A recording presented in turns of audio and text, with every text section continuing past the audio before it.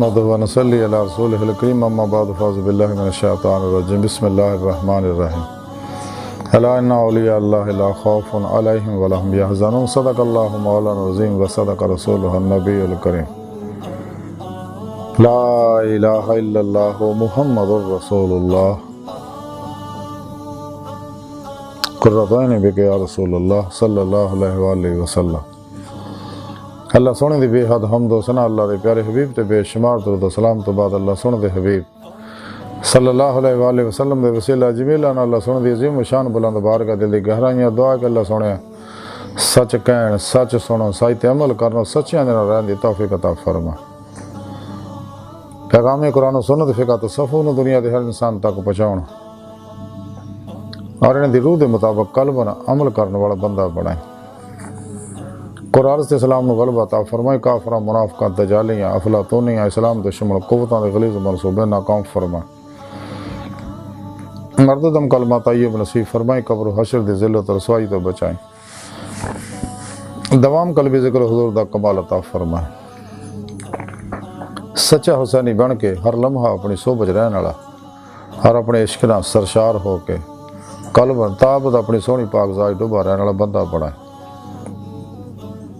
फना फिर तौहीद गर्ग फिर तौहीद हक़ुल यकीन फना फिर ज़िक्र सुल्तान लज़कार दा कमाल अता फरमाए।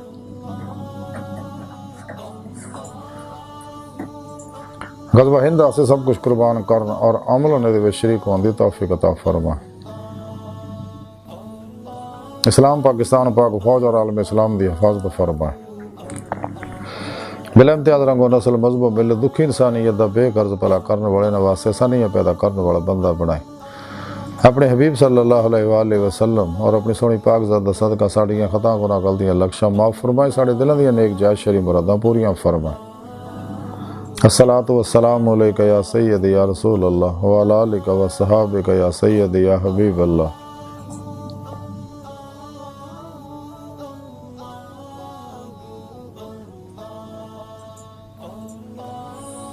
काबिल सादे सलाम मौजूद सामाइन आइए दरसे सफ़र दा मौजू औलिया अल्लाह और अज इन अल्लाह वाले एक बड़े अल्लाह वाले हज़रत ख्वाजा निज़ामुद्दीन औलिया रहमतुल्लाह अलैह तालीमात के बारे को जिक्र करांगे। कुरान हकीम की सूरह यूनुस 8वीं आयत पाक जड़ी मैनू तलावत करना तुहानू सुनन दा शरफ हासिल होया। इहदे विच रब सोहणे फरमाया याद रखो कोई शक नहीं मेरे दोस्तां ना को खौफ होएगा ना गमगीन होणगे। इस आयत करीमा च अल्लाह सोहणे ने अपने दोस्तां दी औलिया अल्लाह दी शान बयान की है कि मेरे दोस्त मैं इन्हां दा दोस्त हाँ और इन्हां मेरे नाल दिलों दोस्ती लाई और फिर मेरे नाल यारी लाने का हक अदा किया। यानी तमाम शैतानी प्रोग्रामों चो निकल के सच्ची तौबा की कुरान सुन्नत ते उहदी रूह दे मुताबिक अमल किया। इजमाए अहले सुन्नत व जमात दे नाल रहे। किश्तियां फूक के नाकाबिले वापसी इरादे ना मेरी तरफ आए। फिर मेरे सच्चे दोस्त औलिया अल्लाह उन्होंने खिदमत हाजिर होए। यानी सही अकीदा जिंदा दिल मुर्दा नफ्स मुत की सरफरोश बुत शिकन बिदता रुखसा तवीला शैतानी रस्म और रवाजा के दुश्मन सच्चे उलमा मशाइख की खिदमत हाजिर हो के उन्होंने कुरान सुन्नत फ़िक़ह तसव्वुफ़ का जरूरी इल्म हासिल किया। इन्हां दी रूह के मुताबिक इन्हां ते अमल किया। फिर इन्हां को नूरानी तवज्जुहात लैके अपने अंदर नूरानी किया। फिर इन्हां दी रूह ने जिसम जो निकल के मेरी बारगाह तक रसाई हासिल की। मैं इन्हां दी सिदक सच्चाई देखी तो इन्होंने मैं अपने दीदार की नेमत उज़मा दौलत कुबरा अता फरमाई। ये मेरे सच्चे दोस्त हैं जिन्होंने दुनिया को खौफ है ना आखिरत च इन्हां कोई काम होएगा।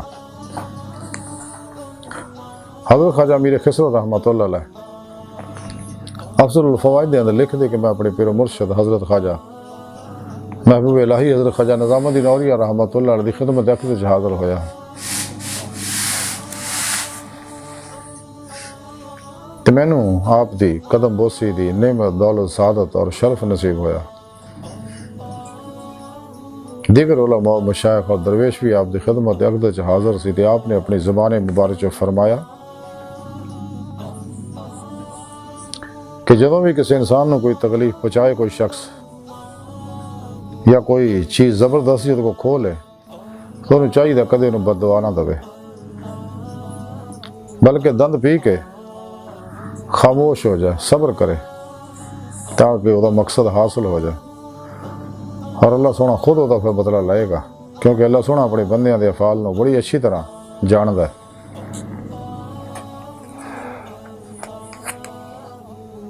तो आपने फरमाया, फिर आपने अपनी ज़ुबानी वारसी फरमाया, एक बारी सुल्तान महमूद गज़नवी दे ज़माने में दो काफर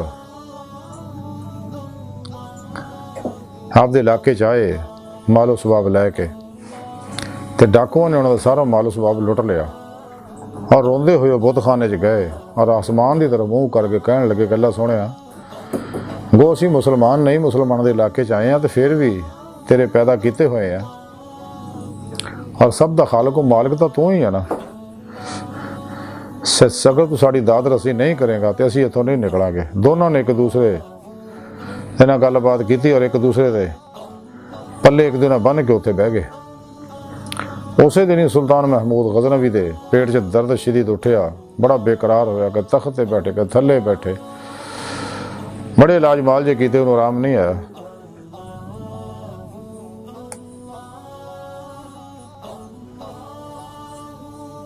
सुल्तान महमूद बड़े अकलमंद आदमी से, आलम दीन से गए। हसन मेमदी ने बुला के आख्या, हसन कि लोग मेरे इलाज तो आजिज आ गए ने, हुण मामला अल्लाह सोहणे दे सुपुर्द है, तो तू इंज कर ख्वाजा बहलोल की खिदमत जाके हाजिर होकर मेरे आस्ते दुआ करा। जदों हसन ख्वाजा बहलोल दे कोल गए तो उन्हें मुस्कुरा के आख्या कि महमूद नूं शायद कोई जरूरत पेश आई है जिन्होंने मेरे को भेजा। हसन कहने लगे उन्होंने पेट च दर्द है, बड़े इलाज मालजे कराए, उन्होंने आराम नहीं आ रहा।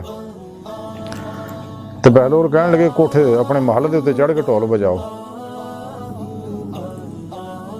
तो तंदुरुस्त हो जाएगा। हसन ने वापस आके बादशाह को आके उन्होंने इदा ही किया। फिर ढोल बजाया तो वो सेहतमंद हो गए। वो दो काफिर एक दिन कहने लगे सुल्तान शायद ढोल नकारा बजन दिया, शायद सुल्तान महमूद फौत हो गए या किसी ने साढ़े बारे उन्होंने इतलाह करती।